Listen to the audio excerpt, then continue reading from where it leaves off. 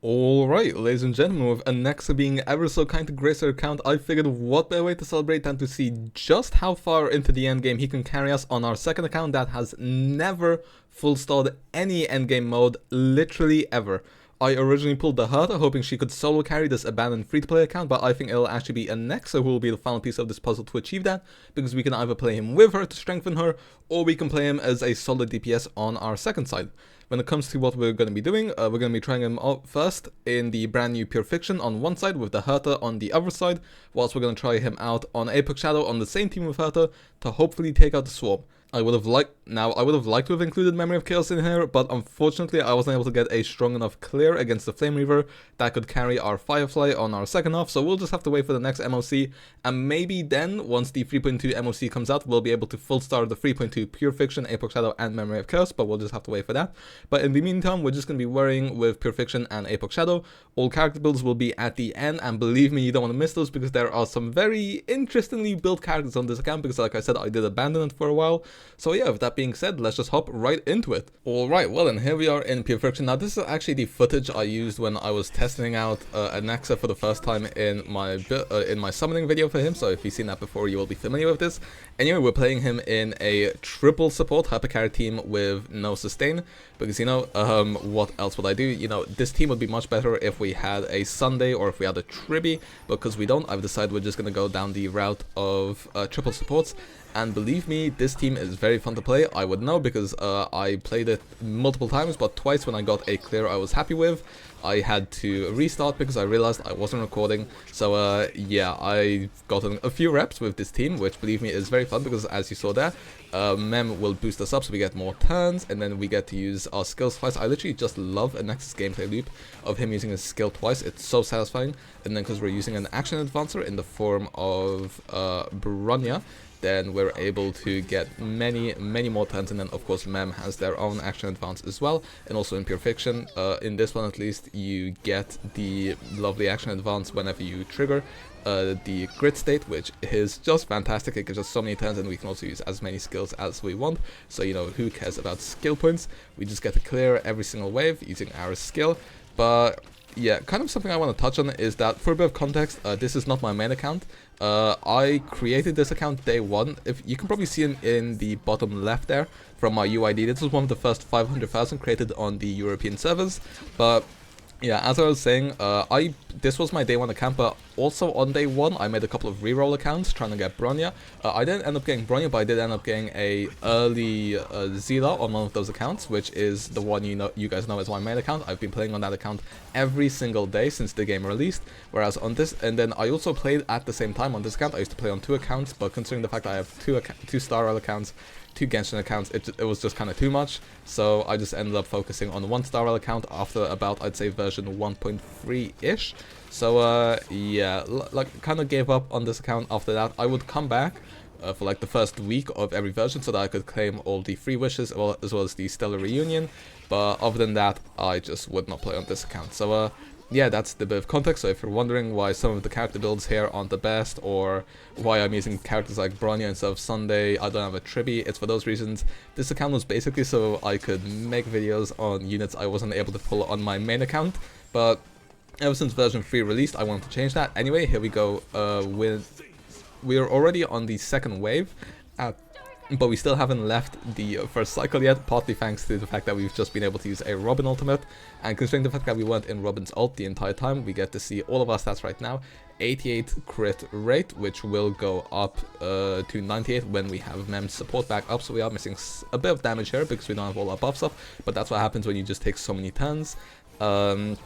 We're actually going to be able to make Mem action forward our Anaxa again, so we get to pop 2 skills here, and then of course we're going to be able to pop another 2 once Bronya takes her action. We can actually ult here as well, which is just insane. We've barely taken any damage right now, although once we chill out on our turns a bit, we will probably take a bit of damage. Hopefully it's not too much. Okay, let's see, 773k there, and again over 700k. We nearly cleared the second wave in one cycle, which is crazy to think about when you think about the fact that this account, like I said, abandoned for so long. Like I said, you want to stick around for the character builds at the end. some of the stuff you will see is quite funny, is all I will say. I am gonna skill here and hopefully we can clear them using our second skill. Okay, no, our follow-up didn't kill him. But I think if we action forward our Anaxa here, do I want to use a skill or a basic? Do I want the skill points for the second half? Do I trust him? Yeah, I trust our Anaxa because... Okay, oh, I forgot the grid state was going to activate anyway, so even though we basic, we're completely fine. I probably could have ulted then, but it's fine, no worries. Question is, do I want to ult now? No, I'm just going to basic for those skill points again, although to be fair, we don't need to worry about skill points as we've kind of established right now. Okay, and we are on the third wave. We just need to make sure our team stays alive. Ult does a little bit of supplementary damage, although first of all we want to pop our Bronya ultimate here, make our Anaxa go. And again, double skills, like I said, the double skill gameplay is just so fun. When it comes to my experience playing Anaxa, I'm gonna be honest, I expected his damage to be higher in dual DPS teams, but it kind of makes sense now, which I will touch on more in when we do Apex Shadow and we look at his damage numbers there.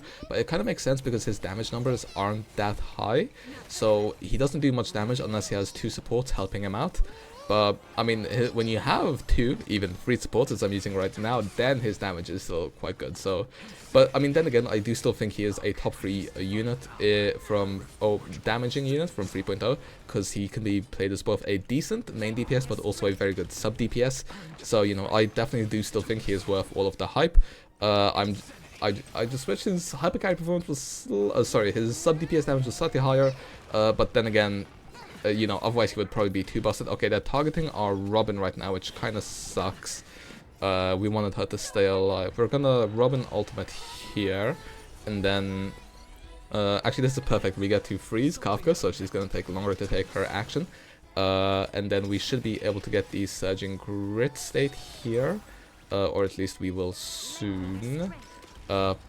We'll just pop our Bronya ultimate here, and now on Anaxa we can use his skill, and there we go, there's our action forward, and another free skill, and it's still Anaxa's turn, so we can just use his ultimate here. We're also probably we're also gonna get a Mem advance as well as a Bronya advance. Okay, let's see. Oh, okay, we have 30k, perfect. Now this is exactly how much we need to advance Mem before Bronya takes her turn as well. So, you know, we hit our goal of 30k, that is the minimum we wanted, and we managed to achieve it, which is very nice. 812k as well. Okay, now I'm actually going to save our ultimate here, because I want to save it for Kafka's turn, so that she can't snipe us for a second time. There goes our Robin, that's rough. Okay, most of our damage is going to die now. Oh, okay, and there goes Bronya as well. Well, okay, this isn't... Oh, okay, I messed up the ult timing. That's unfortunate. Damn it. If our units survived for slightly longer, we probably could have hit about 35k. Also, if I didn't mess up the ultimate there. But it's fine. We already hit our goal of 30k. We just need to hope that Herta can carry her weight. But it's the Herta, so I'm sure she can. Okay, they're just bullying Mem right there. Poor Mem, but there we go. That is 33k, and that very happy with that. And now that leaves us to see if the Herta can carry on the torch. Now, I'm thinking this should be pretty easy for Herta. I mean, Herta is just insane in Pure Fiction, so I think we should... I mean, we only need to get 27k, which, you know, even though this isn't an optimal team and my supports aren't the best built, you know, both Mini Herta and Ron May are not on very good builds right now. But like I'm saying, you know, the Herta should just carry. That's how strong she is right here. But, you know, it's just so fun seeing all the attacks that the two Hertas do. I love playing them together. It is so satisfying. You know, I know Mini Herta has fallen off a bit in Pure Fiction, but with Big Herta to just carry so much, it doesn't even matter. If you're trying to play Himiko Herta, then it is going to be a bit more of a struggle, but Big Herta and Mini Herta in Pure Fiction, you know, it is just so satisfying. Both halves have been so satisfying. The Anaxa half was very satisfying, and I believe that this one will be exactly the same.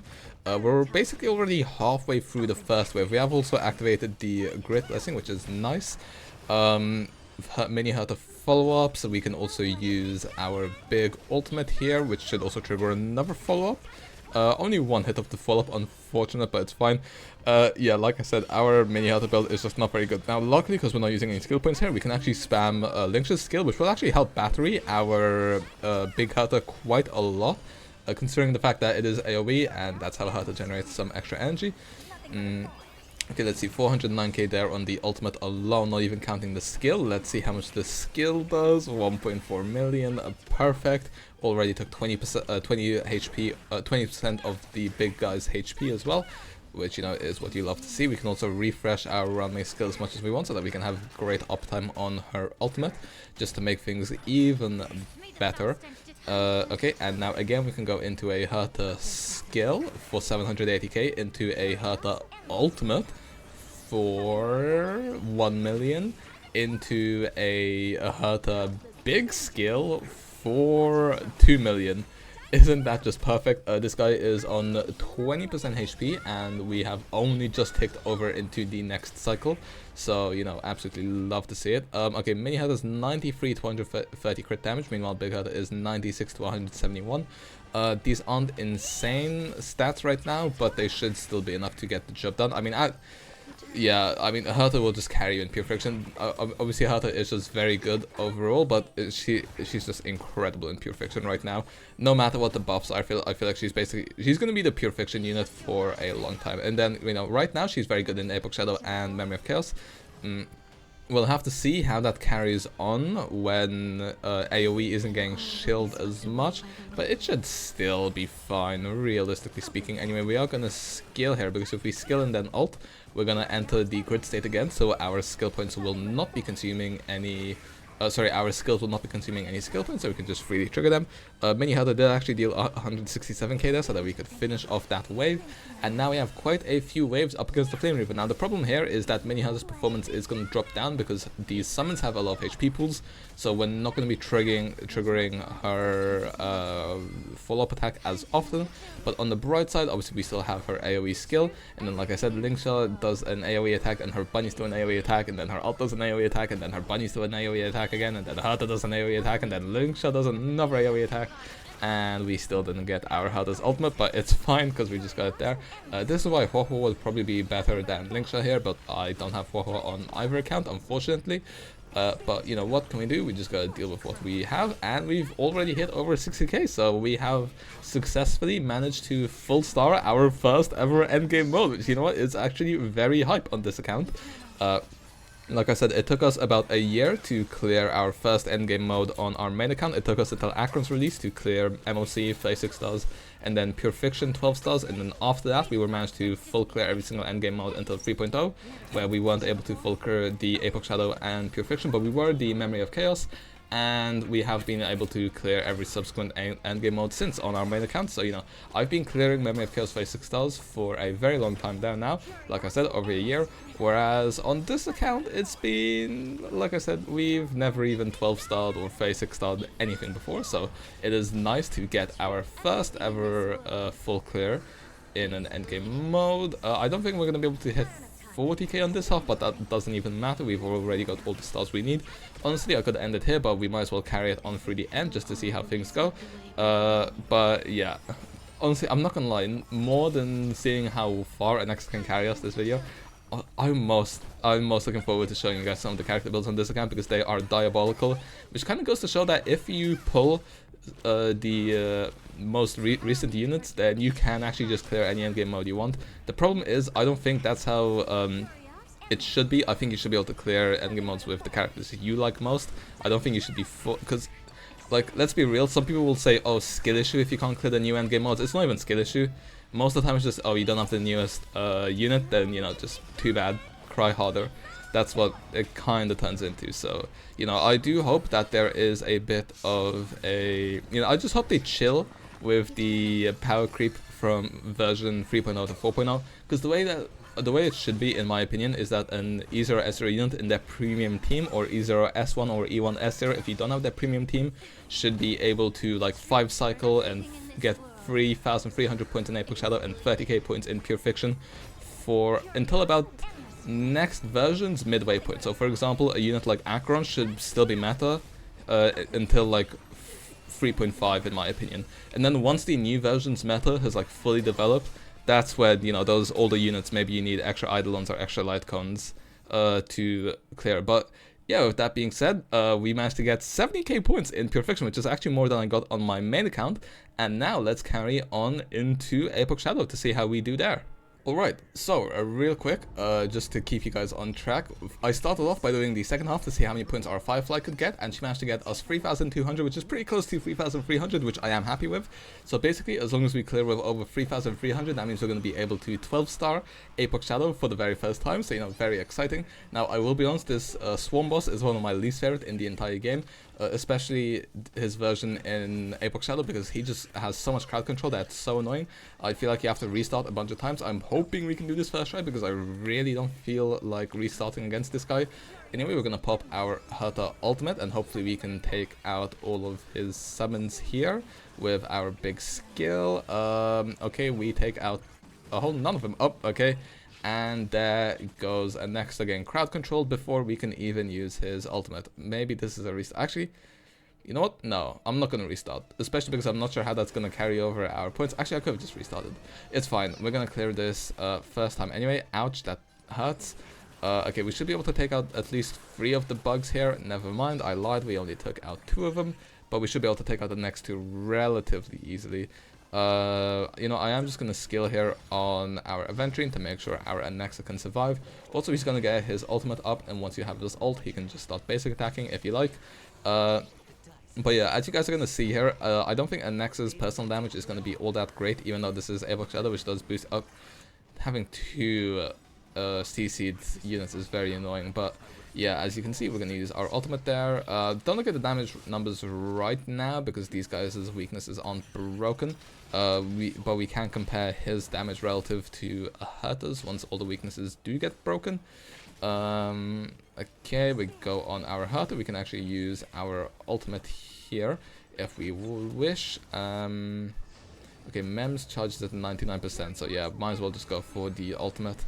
Mems should buff us beforehand. There we go. Yep, exactly. Okay, Mem should still go even if RMC is CC'd. Yep, she does. Perfect. And now let's see. 106 crit rate, 226 crit damage, and next is on 100 and 219. Of course, we do have Mem's buff on the Herta, but not on Anaxa. I'm not gonna lie, Anaxa is basically receiving like no buffs here, other than the slight buff he gives to erudition units. Okay, 1.2 million there. Perfect. That should break the weakness. Okay, exactly what we like to see there. We have no skill points right now though, so that's unlucky for our Herta. Okay, let's see. You know, we can actually afford to use an extra skill there. Yeah, 78k, not ideal. 88k. And how much will the ultimate do against 5 targets? The answer is maybe 200k-ish. Okay, 155k. Okay, yeah. If you're not using Tribi, I don't think Anaxa's personal damage is going to be that high. Even if you're using if you're using Robin, it's going to be an upgrade. The problem is you won't have full uptime on Robin's ultimate, so you also won't be hitting for insane damage numbers in a Robin team. I did try Robin in Memory of Chaos, but I just found it really annoying trying to time her ultimate with Herta's enhanced skills. It is okay. We unfortunately don't have Mem's buff up, but what can we do? We're just gonna have to pop our skill anyway. We still hit for 1.3 million, which is fine. But yeah, I'm not gonna. When I tried using Robin, it wasn't the funnest. In my he couldn't even finish off these 2 stings, but it's fine. Anaxa's performance here is mainly to battery and support.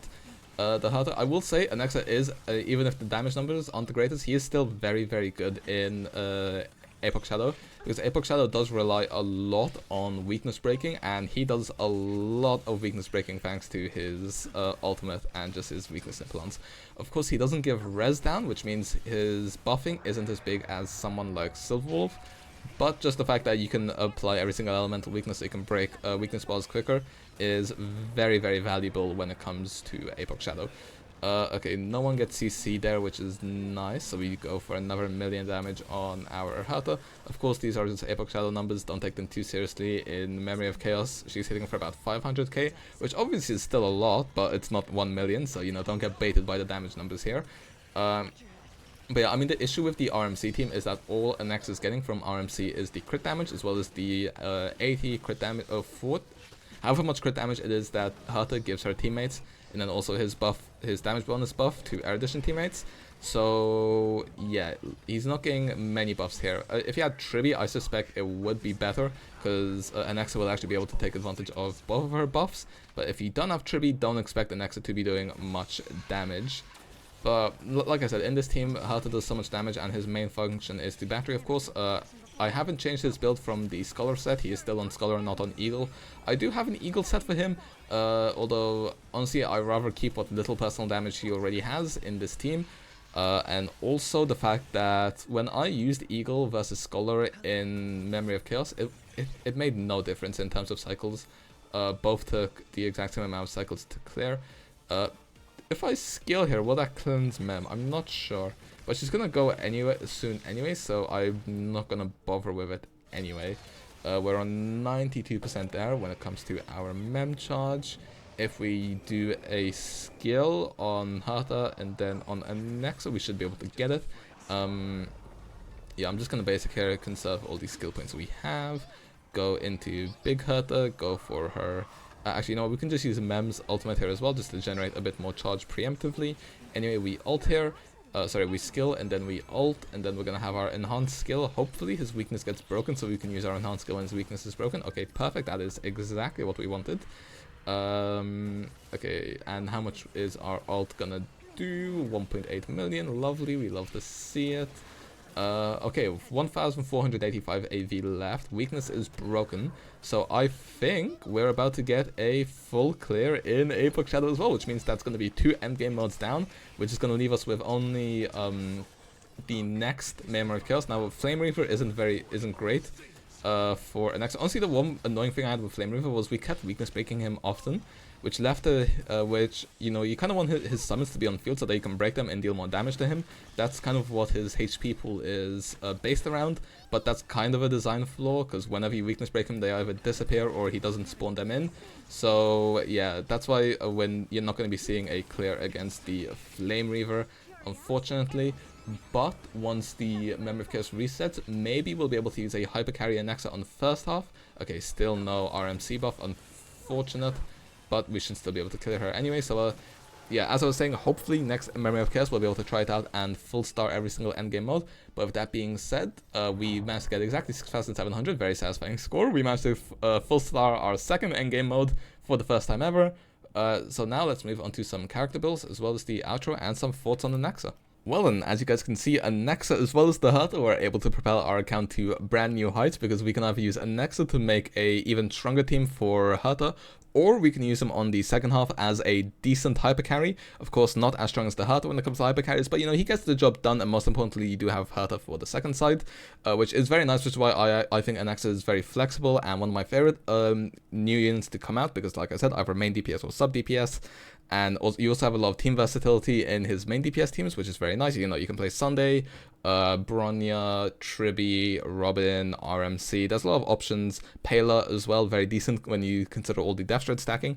But when it comes to our character builds right now, Anaxa is on 136 speed, Herta is on 140. I originally had Anaxa's faster, but I actually realized that I prefer having Herta faster than Anaxa. When it comes to the rest of his stats, he's on 88 crit rate, which we will get 12% more from E0S0 when we're playing with Herta, which is 100% crit rate. And then of course there are a lot of external crit damage buffs so that we can reach between 200 to 300 crit damage depending on what we are playing in.